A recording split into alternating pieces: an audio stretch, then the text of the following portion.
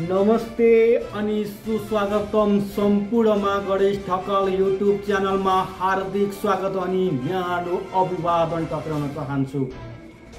स्थानीय तहको निर्वाचन सम्पन्न भई जनप्रतिनिधिले कुर्सी सम्हालेको पनि 3 वर्ष नागिसक्यो।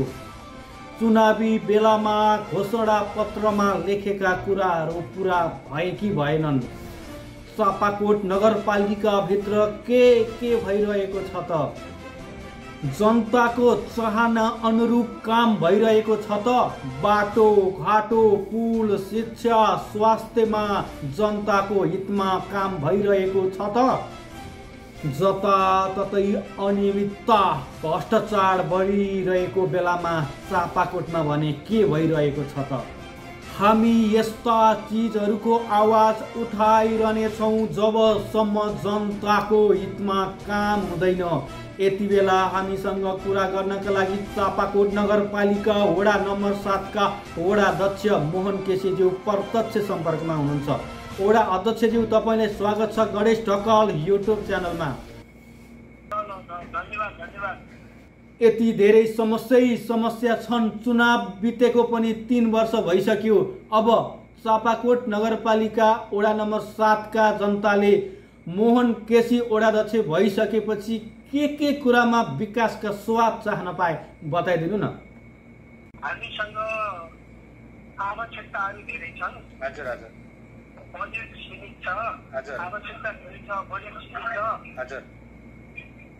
अनि हामीले वडामा नगरपालिकाबाट विनियोजन भएर आज 50 लाख रुपियाँको अधिकतम सदुपयोग गरेका छौँ। हजुर। हामीले गत साल 17,40,000ले 270 मिटर ढलान गर्यौँ। हजुर। इन्जिनियरको इस्टिमेट अनुसार अहिले इन्जिनियरले भ्यालुएसन उठाए अनुसार 17,40,000ले हामीले 50 लाखको ढलान गरेछौँ बाटो। हजुर। के गुणा सदुपयोग गरेर ढलान गर्यौँ। त्यो कसरी भने प्रधानमन्त्री रोजगारको 672 रुपियाँ पारिश्रमिक दिएर अनि 4 लाख रुपियाँ हामीलाई गत साल बजेट आएको थियो। त्यो पैसाको लेबर प्रयोग गर्यौँ। अनि साझेदारीमा वडाले बजेट हाल्यौँ। वडाको बजेटले सिमेन्ट गिटी बालुवा ढुङ्गा खरिद गर्यौँ। अनि काम गर्ने मजदुरहरू प्रधानमन्त्री स्वरोजगारको प्रयोग गरेर साझेदारीमा पहिलो पटक नगरपालिकामा 7 नम्बर वडाले गर्यो। साझेदारीको गरेर धेरै उत्पादन धेरै प्रतिशत रिटर्न दिने काम गर्नुपर्छ भन्ने सोचले हामीले त्यसरी गर्यौँ। अब हाम्रो पालामा अहिले हामीले विगतमा खानेपानी परम्परागत कुवाहरू पनि बनेका रहेनछन्। हामीले यो वर्ष करिब 18वटा पुराना कुवाहरूको जीर्णोद्धार गर्ने मर्मत गर्ने र त्यसलाई राम्रोसँग पानी सफा पानी जुन स्रोत छ नि पुरानो त्यो स्रोतको पानीलाई अधिकतम सदुपयोग हुने गरेर सफा कञ्चन पँधेरामा अहिले कञ्चन पानी बनिराखेका छौँ। 18वटा पँधेराहरू हामीले बनायौँ। यो पुर्खाका पालादेखि नबनेका पनि रहेछन् कतिपय अधिकांश। कुनै चाहिँ एकपटक मर्मत गरेर जीर्ण बनेका थिए, तिनीहरूलाई मर्मत गर्यौँ। 18वटा पँधेराहरू राम्रो भएका छन् अहिले हामीले होइन।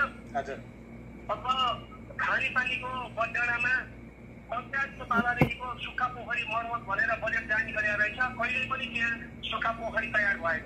तर हामीले गत साल 1 लाख, यो वर्ष 1 लाख गरेर हामीले करिब 40,000 लिटर पानी सङ्कलन गर्न सकिने, बर्खामा सङ्कलन गरेर अनि दुधभरिलाई गाई बस्तुलाई खुवाउन सकिने गरेर हिजो मात्रै 975 मिटर खेराबिसीबाट पानी लैजाने 975 मिटर पाइप लैजानु भयो बजाडामा। अनि त्यो पाइप अहिले खाडल खनेर पुर्ने काम भइरहेको छ।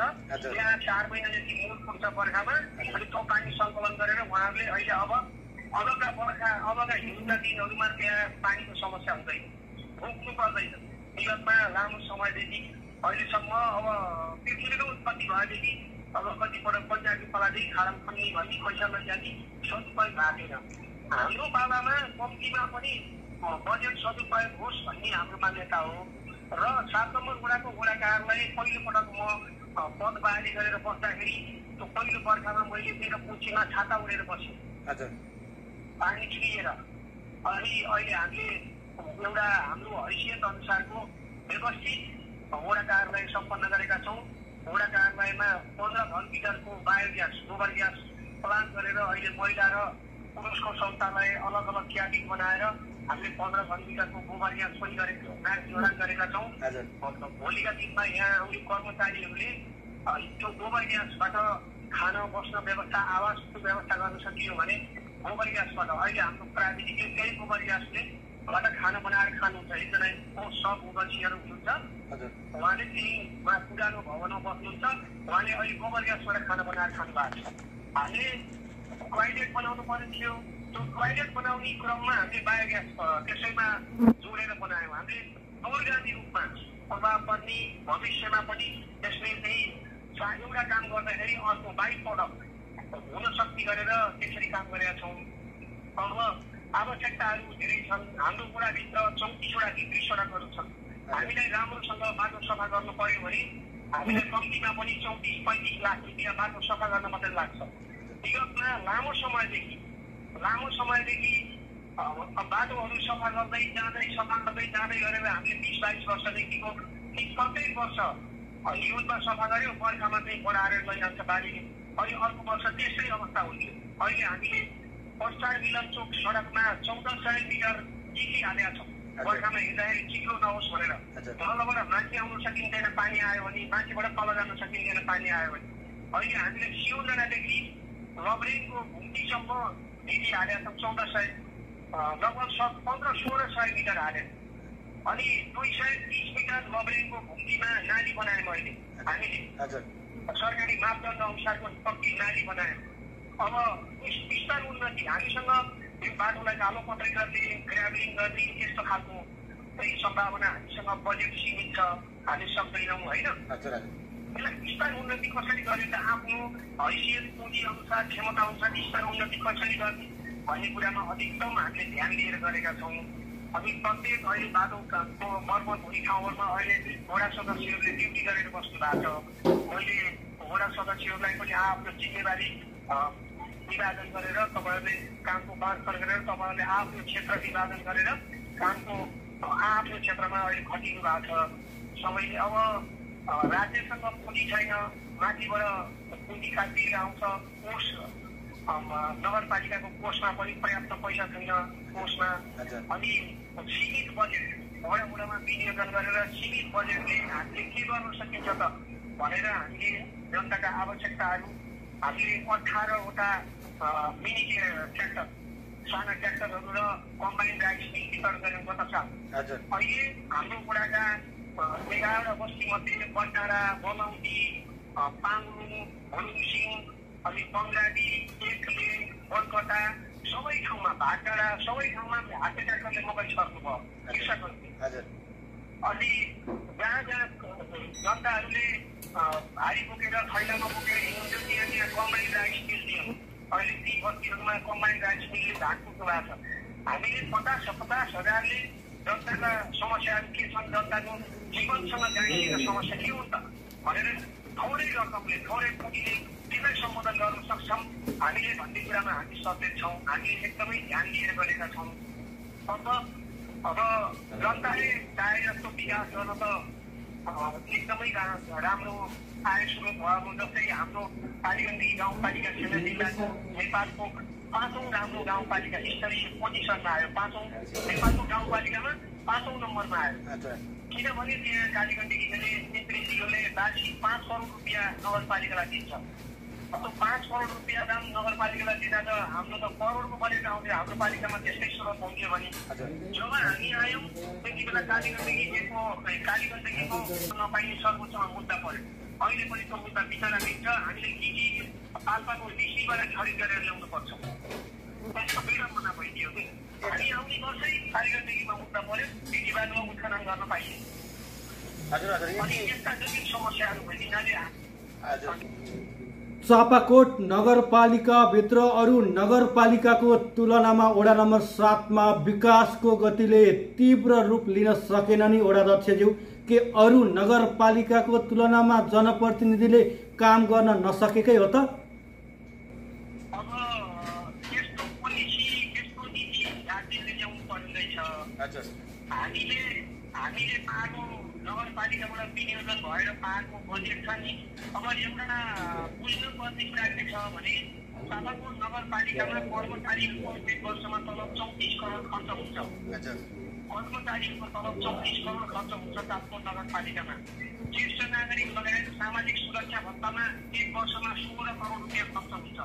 तर चापाकोट नगरपालिकामा यति धेरै खर्च हुन्छ, त्यो प्रतिफल दिँदैन। त्यसले कर्मचारीको तलबले प्रतिफल दिँदैन। विद्यार्थीहरूले पढाउँछ, टिचरहरूले कर्मचारीहरू तलब खाएर आफ्नो ड्युटी गर्छन्, त्यो त प्रतिफल दिँदैन। उसले त्यो पैसा त आफ्नो घरमा लैजान्छ। भ्याएसी प्रयोजनको लागि सामाजिक सुरक्षा भत्ताको 16 करोड रुपियाँ बुढाबुढीले खाएर ल्याउँछन् होइन, अपाङ्गहरूले खाएर ल्याउँछन्। त्यसले त रिटर्न दिँदैन। अब हाम्रो नगरपालिकामा राजस्व कति उठ्छ त 1 वर्षमा हुँदासम्म 2 करोड। अब त्यो 34 करोड र 16 करोड तपाईँको 50 करोड रुपियाँ दाम हाम्रो प्रतिफल नदिने गरेर खर्च हुन्छ। एउटा पालिकाको मात्रै तपाईँलाई भन्दैछु। अनि 2 करोड राजस्व उठेर 48 करोड घाटा कसले दियो? समस्या यस्तो छ, राज्यको बाहिरबाट हेरेर बुझ्दाखेरि सरकारी कुरा गर्दाखेरि केही गरेन यसले, किनभने केही पनि गरेन भन्ने सजिलो हुँदो रहेछ। मलाई पनि थाहा थिएन त्यो कुरा। अहिले जब म पालिकामा गएर स्थानीय शासनमा जोडिए नि सरकारमा जोडिए बल्ल थाहा पाएछ कुरा। हामीलाई सुरुमा थाहा हुँदैन रहेछ बाहिरबाट। अनि ती खर्चहरू जुन प्रतिफल गर्ने खर्च छ नि, त्यो त प्रत्येक वर्ष खर्च भएको छ। 1 वर्षले मात्रै त हुँदैन। 3 महिना पछाडि भत्ता पाएर भने त बुढाबुढीहरू पुरै हिँड्छन्। उनीहरूको त अनिवार्य दिनु पर्यो, त राज्यको दायित्व हो। त्यो दायित्व त हो, तर त्यो पैसा कहाँ आएको छ भन्ने कुरो कसैले पैसा गर्दैन। विपदजनादेखि कोइराकोट एउटा हो, हाम्रो नेपालको 6वटा मध्ये एउटा हो। 136 किलोमिटर यही बाटोमा हिँडेर मारे सरकारलाई सराप्दै हिँड्छ मान्छे। सुन्नुहोस्, तपाईँ जस्तै जनप्रतिनिधि र नेपालका नेताहरूले अस्तव्यस्त राजनीतिकै कारण हजारौं युवाहरूले खाडीमा बेल्चा चलाउन बाध्य भएका छन्। के युवाहरूको पक्षमा पनि सोच्नु भएको छ वडा अध्यक्षज्यू? तपाईँको कुरामा मेरो सहमत छ, तर त्यो नीति वडाले ल्याउन सक्दो रहेन कि। हामीले पँधेरो बनाउने कि बाटो उकालो ओह्रालो तपाईँको पर्खालको स्कुलमा सरहरूले क्लासमा पढाउँदै पानी पर्यो आकाशबाट भनी दफ्तर छोडेर अनि त्यो प्यान छोडेर त्यही राखेर जहाँ थियो त्यही राखेर मोटरसाइकल सुरक्षित ठाउँमा लैजानलाई क्लासबाट छोडेर त पुग्दैन सरहरू। अहिले हामीले बाटो ढलान गरेर अहिले सरहरूले पढाउँदाखेरि त्यो क्लास छोड्न पर्दैन। हामीले त्यो पर्खालको स्कुलको उकालोमा अहिले चाहिँ हामीले ढलान गऱ्यौँ, बाटो ढलान गऱ्यौँ 150 मिटर तल स्कुलभन्दा तलदेखि माथि सल्लाहको बुट्टा बाँसको ढ्याङसम्म रिमालगामको उकालो सबै ढलान गऱ्यौँ। अब त्यहाँ खर्च गर्ने कि प्राथमिकतामा तपाईँको आयुर्वेद अस्पतालमा बुढाबुढीलाई अस्पताल लिएर जाँदाखेरि लान सकिने छैन। त्यहाँ 118 मिटरको उकालोमा ढलान गऱ्यौँ हामी। अब त्यहाँ गर्ने कि हामीले युवाहरूको बारेमा चिन्ता गर्ने कि पढेर कुवा बनाइदिने कि कृषकहरूलाई हाते ट्र्याक्टर दिने कि बस्तीमा पुगेर भारी बोकेर हिँडेकाहरूलाई बन्ने राइस मिल दिने कि हाम्रा आवश्यकताहरू धेरै भए हामीले सम्बोधन गर्न सकेनौँ। किनभने हामीसँग बजेट पुँजी चाहिँ सीमित छ बजेट। त्यो भएर हामीले युवाको बारेमा युवाको भविष्यको बारेमा हामीले सोच्न नसक्दा रहेछौँ। राज्यले नै पोलिसी बनाएर राज्यले नै नीति बनाएर युवाहरूलाई कसरी यहाँ राख्ने त भन्ने नीति बनाउनु पर्दो रहेछ भन्ने कुरा हो कि। हस्, समय र जानकारीको लागि यहाँलाई धेरै धेरै धन्यवाद दिन्छु। आगामी श्रृङ्खलामा पुनः जोड्ने बाचा गर्दै अहिलेलाई भने बिदा गर्न चाहन्छु। हस्त नमस्ते वडा अध्यक्षज्यू। आज हामीसँग चापाकोट नगरपालिका वडा नम्बर 7 का वडाध्यक्ष मोहन केसीजी हुनुहुन्थ्यो प्रत्यक्ष सम्पर्कमा। हामीसँग धेरै प्रश्नहरू थिए, कसैले म्यासेज गर्नुभएको थियो, कसैले फोन गर्नुभएको थियो, यस्ता प्रश्नहरू सोधिदिनुहोस् भन्नुभएको थियो। हुन्छ, हामीले यस्ता प्रश्नहरूको प्रतिनिधित्व गरेर केही समयपछि पुनः सोध्ने बाचा गर्दै के कस्ता गल्ती कमी कमजोरी भए आफ्ना सुझाव सल्लाह प्रतिक्रिया राख्नुहोला भन्दै अहिलेलाई भने कार्यक्रमबाट म पनि ओझेल पर्न चाहन्छु। हस्त नमस्ते।